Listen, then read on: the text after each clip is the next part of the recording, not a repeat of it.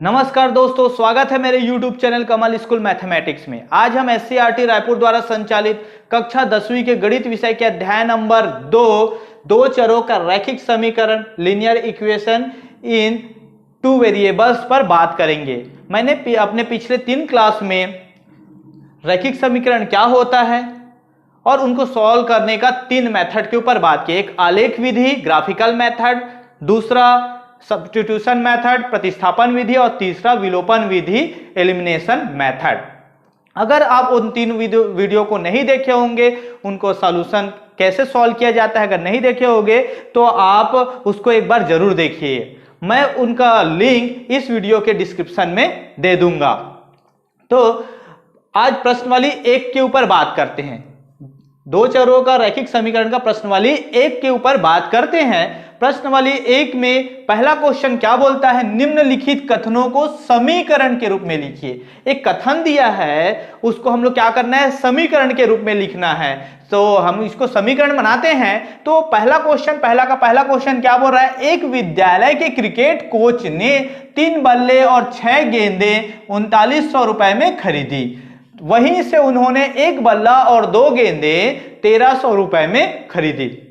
बहुत आसान है इसका सॉल्यूशन, बहुत ही। इसको कैसे सॉल्व करेंगे आप लोग देख सकते हैं। सबसे पहले देखो, 3 बल्ले और 6 गेंद कितने, 3900 रुपए में, 39,000 में, सॉरी 3900 में, 3900 में, ठीक है। तो इसको खरीदी। तो इसको कैसे निकाल, 3 बल्ला दिया है तो आप हमेशा जब भी समीकरण बनाओगे तो कुछ ना कुछ मान के बनाना। माना 3 बल्ला है तो उसको 1 बल्ले की कीमत मानो, बल्ले की कीमत कितना, x मान लो, ठीक है। तो उसी प्रकार गेंद, तो 1 गेंद की कीमत y मान लो, ठीक है। अब प्रश्न के अनुसार, प्रश्न में क्या बोल रहा है, देखो प्रश्न में क्या बोल रहा है, 3 बल्ले मतलब 3 बल्ला। देखो आप समझना, ये एक चॉकलेट की कीमत 2 रुपए, तो 3 चॉकलेट की कीमत कितना होगा, 6 रुपए होगा। कैसे किया, 2 गुणा 3 कर दोगे तो आ जाएगा। मतलब 1 बल्ले की कीमत x है तो 3 बल्ले की कीमत कितना होगा, गुणा करोगे तो 3x होगा, ये 3x। यहां पर देखो और हो चाहे तथा हो तो हमेशा हम लोग जोड़ रहे हैं तो क्या आएगा, धन, ठीक है, प्लस आएगा। 6 गेंद मतलब 6y, ठीक है, 6y। दोनों का कितना मूल्य है, 3900 मतलब 3900, ठीक है। अब क्या करेंगे, अब ये तो एक समीकरण बन गया, समीकरण 1 बन गया। अब दूसरा समीकरण, इसको देखो, 1 बल्ला और 2 गेंदे कितना है, 1300। तो 1 बल्ला कितना है, x, 1 बल्ले की कीमत x, और 2 बल्ला 2 से गुणा करो, 2y बराबर कितना होगा, ये 1300। ये समीकरण 2। यही समीकरण बनाना था इस एक्सरसाइज में, इस प्रश्नावली में केवल समीकरण बनाना है। उसके बाद हम लोग नेक्स्ट प्रश्नावली करेंगे ना, तो उसमें इसको सॉल्व करना भी सीखेंगे। सॉल्व करना तो जानते हो आप लोग, x और y को कैसे निकाला जाता है, परंतु इसमें प्रश्न में केवल समीकरण के रूप में लिखो बोले है, तो ये इतना ही आएगा। अब आगे का क्वेश्चन, इसमें और कुछ क्वेश्चन है, कुछ और क्वेश्चन उसको समीकरण के रूप में बनाना है। ये बहुत आसान लगा होगा, बहुत ही आसान है। चलो अब आगे का क्वेश्चन हम लोग देखते हैं। प्रश्न 1 का दूसरा बोल रहा है, 2 संख्याओं का योग 16 है तथा अंतर 8 है। तो हमको दोनों संख्या पता है क्या, नहीं पता है तो उसको मान लेना। माना 2 संख्या क्या है, x तथा y। कोई भी 2 आप वेरिएबल ले सकते हैं, चर राशि ले सकते हैं, y है, ठीक है। तो प्रश्न के अनुसार क्या बोल रहा है, देखो दोनों संख्याओं का योग मतलब दोनों को प्लस करेंगे ना, x प्लस y, दोनों संख्याओं का योग कितना है, 16। तो ये समीकरण 1 बन गया। और दोनों का अंतर 8 है, मतलब दोनों को क्या करना पड़ेगा, माइनस, x माइनस y बराबर कितना है, 8। ये समीकरण 2, ये दोनों समीकरण बन गया, ये इसका आंसर है। अब हम लोग प्रश्न नंबर 3 की ओर इसी का चलते हैं। इसमें बोल रहा है, एक फल की दुकान पर 2 किलोग्राम सेब तथा 1 किलोग्राम अंगूर का मूल्य 160 रुपया था। उसी दुकान पर 4 किलोग्राम सेब और 2 किलोग्राम अंगूर का मूल्य 300 रुपया है। तो इसको कैसे सॉल्व करेंगे, बहुत आसान है। पहले तो 1 किलोग्राम सेब, अब 1 किलोग्राम अंगूर का मूल्य निकाल लो। तो मान लो, माना 1 केजी सेब का मूल्य कितना है, x मान लो, ठीक है। तो 1 केजी अंगूर का मूल्य क्या मान लो, y मान लो, ठीक है। अब प्रश्न के अनुसार, प्रश्नानुसार बहुत आसान है ये। प्रश्न के अनुसार क्या बोल रहा है, 2 किलो सेब, मतलब 2 के साथ गुणा x का, तो 2x, ठीक है। तथा में धन प्लस, ठीक है, दोनों का योग बोल रहे हैं ना। 1 केजी अंगूर मतलब y, ठीक है। y का कितना हो जाएगा, 160। ये समीकरण क्या हो गया, 1 हो गया, ठीक है। अब उसके बाद देखो, उसी दुकान पर 4 किलोग्राम सेव, 4 किलोग्राम सेव मतलब 4 के साथ गुणा 4x धन ये वह 2 किलोग्राम अंगूर का मूल्य, मतलब वह बोल रहे हैं तो क्या हो जाएगा, इसमें प्लस आएगा, ठीक है। दोनों को मिलाकर मूल्य बोल रहा है, तो ये कितना है इसका, 2 किलोग्राम अंगूर मतलब 2y, दोनों का कितना है, 300 रुपया, ठीक है। तो ये समीकरण 2, ठीक है। ये समीकरण 1 और 2 ये बन गया, बहुत आसान है। दूसरा और तीसरा, अब आगे बढ़ते हैं हम लोग, ये बहुत बहुत बहुत आसान है, ठीक है। देखो, प्रश्न 1 का चौथा और पांचवा, मैं पहले 5 को सॉल्व करके बताता हूं, उसके बाद फिर चौथा करेंगे। प्रश्न 5 बोल रहा है, एक व्यक्ति घर से कार्यालय तक जाने के लिए 90 किलोमीटर दूरी तय करता है। इसके लिए वह ट्रेन और टैक्सी का उपयोग करता है। व्यक्ति द्वारा टैक्सी से तय की गई दूरी ट्रेन से तय की गई दूरी की दुगनी है। तो पहले तो हम लोग कैसे करते हैं, हल करेंगे। तो पहले तो ये देखेंगे कि टैक्सी से कितना दूरी तय किया और ट्रेन से, तो पहले हमको पता नहीं है तो लिख लेना, माना टैक्सी से तय की गई दूरी क्या है, x, ठीक है। इसी प्रकार ट्रेन से तय की गई दूरी क्या है, y, ठीक है। अब प्रश्नानुसार, प्रश्न के अनुसार 2 ठो बनेगा, प्रश्नानुसार, ठीक है। प्रश्न के अनुसार देखो, पहला देखो, एक व्यक्ति घर से कार्यालय तक जाने के लिए 90 किलोमीटर दूरी तय करता है। इसके लिए वह ट्रेन और टैक्सी का उपयोग करता है, मतलब ट्रेन से भी जाता है और टैक्सी से, दोनों का उपयोग करके कितना जाता है, 90 किलोमीटर। तो ये क्या हो जाएगा, x, मतलब हम लोग टैक्सी का उपयोग किए हैं और ट्रेन का, मतलब दोनों का उपयोग करके कितने किलोमीटर गए, 90। तो ये प्लस होगा, दोनों का उपयोग किया, आधा दूर, कुछ दूर ट्रेन से गया, कुछ दूर टैक्सी से। तो ये आ गया समीकरण 1। अब समीकरण 2 में क्या बोल रहा है, व्यक्ति द्वारा टैक्सी से तय की गई दूरी ट्रेन से तय की गई दूरी का दुगना है।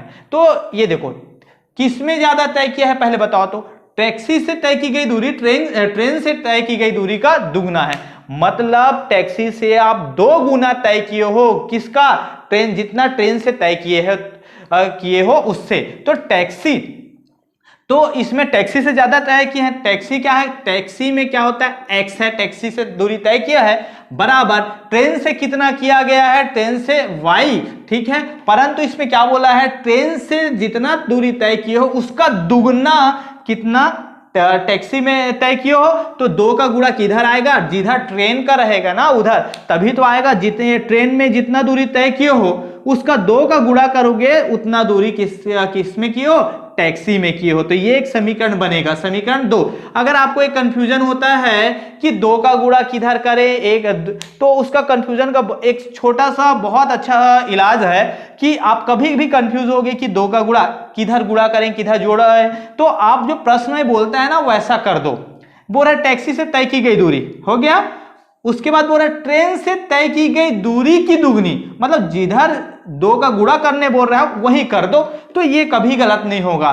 ट्रेन से तय की गई दूरी की दुगनी, मतलब ये ट्रेन से तय की गई दूरी है उसका 2 गुना टैक्सी से तय किए हैं, ठीक है। तो ये समीकरण 1 और 2 बन गया। तो प्रश्न नंबर 5 के ये सॉल्यूशन है, मतलब ये इसका समीकरण के रूप में लिखना है। प्रश्न नंबर 4 की ओर बढ़ते हैं।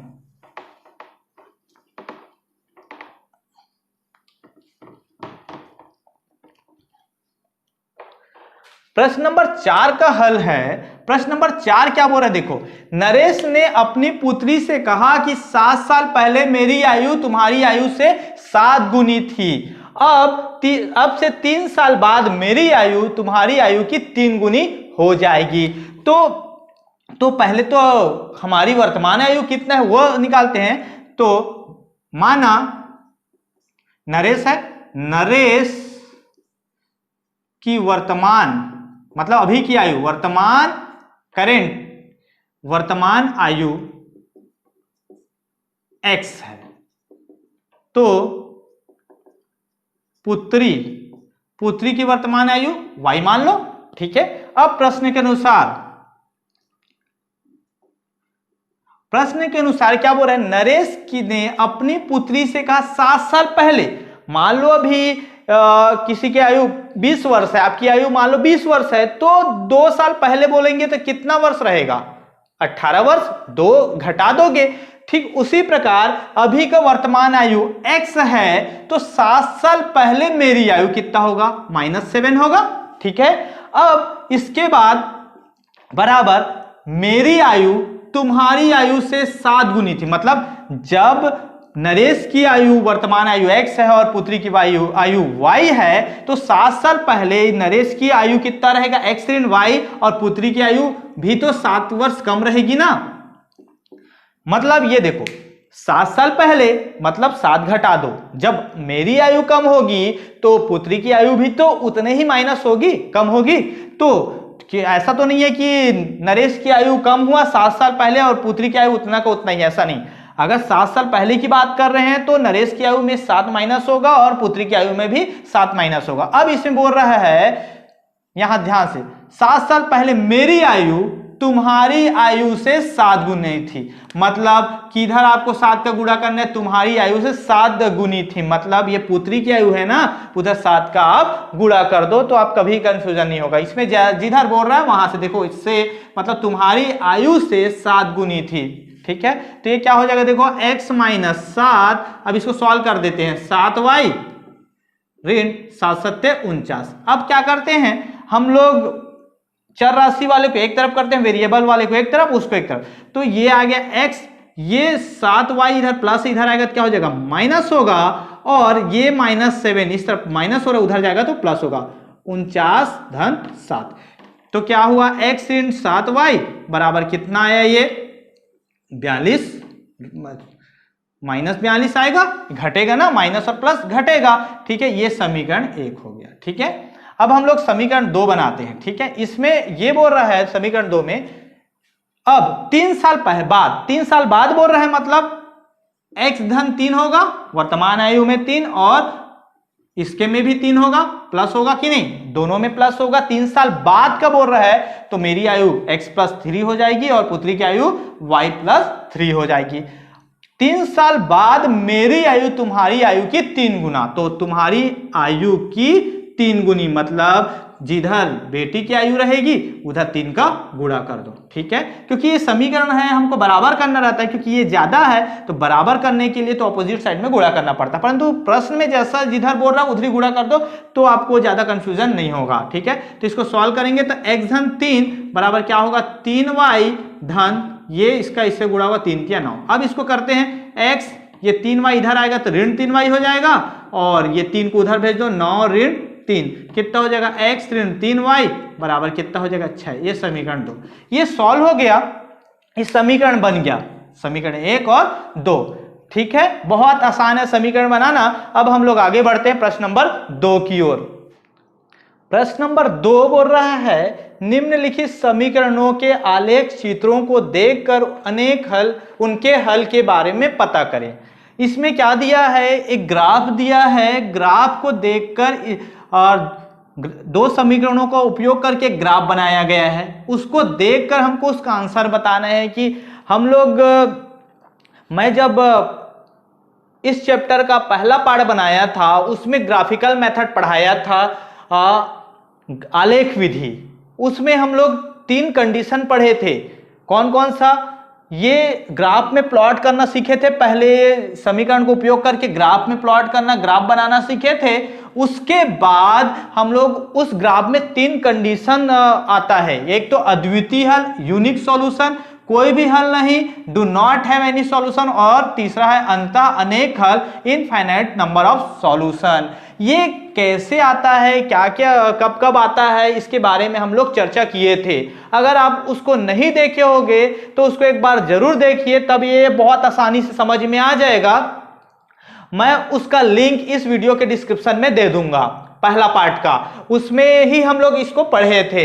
अब ये कैसे सॉल्व होगा, इसको तो पहले हम लोग ग्राफ बनाना सीखे थे, परंतु इसमें पहले से दे दिया है, हमको केवल देखना है और उसको आंसर बताना है। तो पहले तो ये बताना है, देखो पहला समीकरण क्या है, 3x धन 2y ऋण 12 बराबर 0, और दूसरा x ऋण y धन 1 को हल किए तो ये आया, ग्राफ में बनाया। तो अब ये सॉल्यूशन कैसा है, ये तीनों में से कौन सा आएगा उसको बताना है, और अगर है तो इसका वैल्यू निकालना है।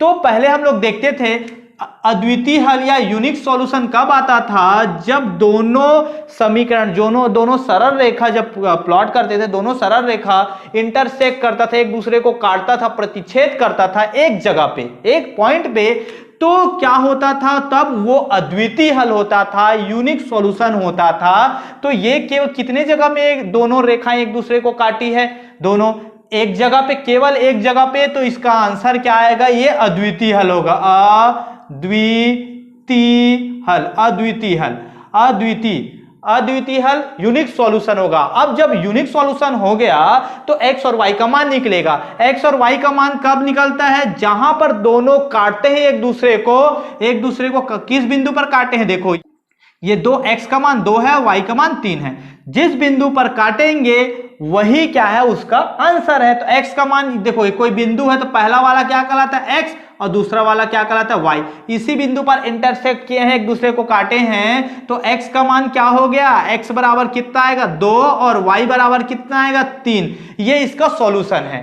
अब हम लोग आगे बढ़ते हैं प्रश्न नंबर 2 की ओर, बाकी ओर। इसमें समीकरण दिया 3x धन 6y बराबर 15, 3x धन 6y बराबर 15, x धन 2y बराबर 5। इसको जब ग्राफ के रूप में किए ना, ग्राफ के रूप में दिया हुआ है प्रश्न में आपका, तो कैसे बना, एक रेखा, ये वाला जो रेखा बना है ऊपर में, ये 3x धन 6y बराबर 15 है, और इसको भी जब प्लॉट किए तो उसी के जस्ट ऊपर में आया, उसी को एक दूसरे को काटते हुए, मतलब उसके ऊपर में ही ये भी रेखा बना है, x धन 2y बराबर 5।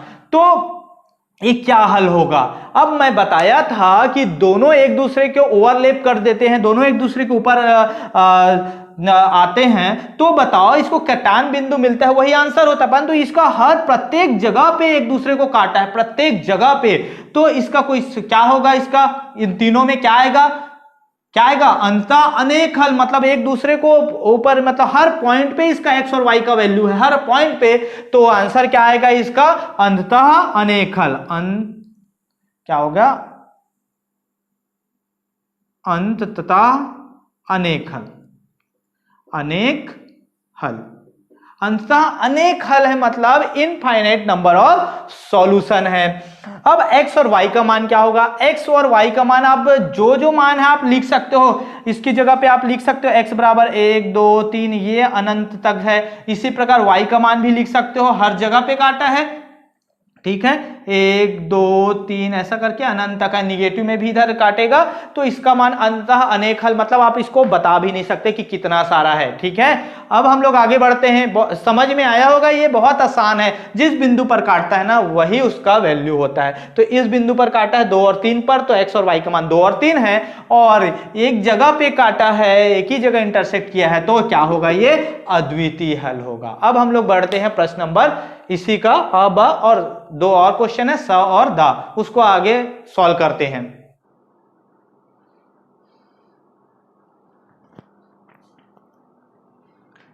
प्रश्न नंबर 2 का तीसरा, समीकरण 4x धन 6y बराबर 3 दिया है, 2x ऋण 3y बराबर 5 में, ये क्या, इसको ग्राफ के रूप में ग्राफ के रूप में दर्शाए, तो ये ऐसा बना, ये मैं मार्कर से खींचा हूं तो सीधा सीधा नहीं है, बाकी ये दोनों पैरेलल है, ऐसा पैरेलल, समानांतर है, समानांतर है। तो ये जब समानांतर होगा तो एक दूसरे को कभी काटेगा क्या? कभी भी नहीं काटेगा।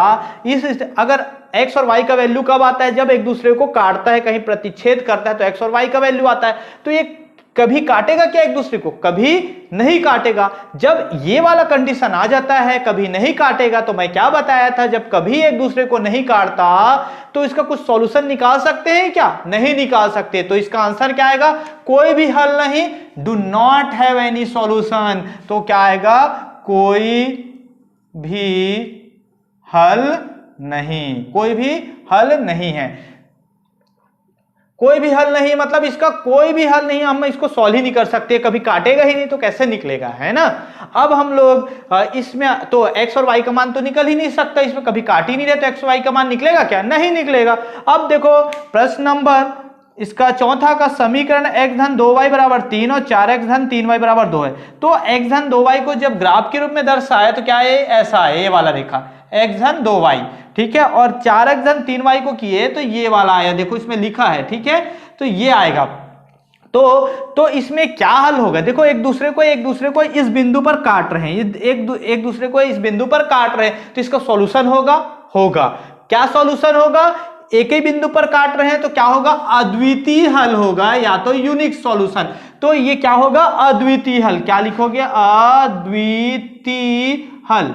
अद्वितीय हल, ये क्या होगा? अद्वितीय हल। अद्वितीय हल है तो x और y का मान क्या है? तो कोई किसी भी बिंदु में पहला वाला क्या कहलाता है? x कहलाता है और दूसरा वाला y रहता है। जिस बिंदु पर काटते हैं वही उसका वैल्यू होता है। तो x का वैल्यू क्या आया? x का वैल्यू आएगा -1 और y का वैल्यू क्या आया? 2। तो ये बहुत आसान है, x का वैल्यू -1 आया और y का वैल्यू 2। इस तरह आप लोग का अध्याय 2 का प्रश्नवाली रैखिक समीकरण का दो चरों का रैखिक समीकरण का प्रश्नवाली 1 फिनिश होता है, खत्म होता है। अब हम लोग नेक्स्ट क्लास में प्रश्नवाली 2 के ऊपर बात करेंगे। आई होप आप लोग को समझ में आया होगा, बहुत आसान है, समझ में आया होगा। तो लाइक कीजिए, शेयर कीजिए अपने दोस्तों तक, साथ ही साथ सब्सक्राइब कीजिए और बेल आइकन को दबा दीजिए, जिससे मैं नेक्स्ट वीडियो जब भी बनाऊंगा तो आप लोग तक पहुंच सके।